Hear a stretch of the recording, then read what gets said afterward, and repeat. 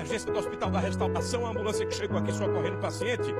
E de repente a fumaça começou a sair pelo motor, chamas foram percebidas e aqui agora o pessoal da segurança, os maqueiros, todos preocupados em busca de extintor para tentar sanar aqui, controlar as chamas. Já chega no extintor, o pessoal já acionou aqui o equipamento de segurança.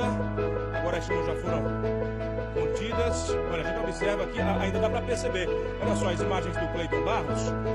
Ali o motor que esquentou possivelmente, ainda tem brasa, hein? Ainda tem brasa. Um susto grande para todos que estavam aqui na emergência do Hospital da Restauração. Mais um extintor chegando, para poder de fato controlar qualquer possibilidade que o fogo retorne. Olha lá, pronto. Trabalho sendo feito aqui.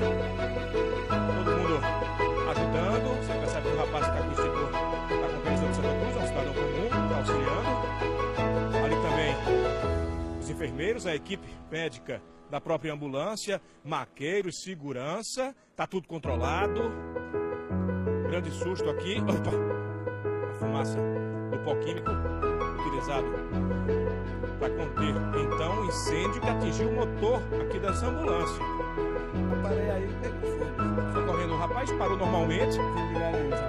O senhor parou, estava tudo tranquilo. Normal, vou ir pra carreira. Sentiu o odor, Fogo ali. chegou a ver o fogo. Cheguei a ver o fogo. Correu. Corri. Como é que explodisse? Fiquei.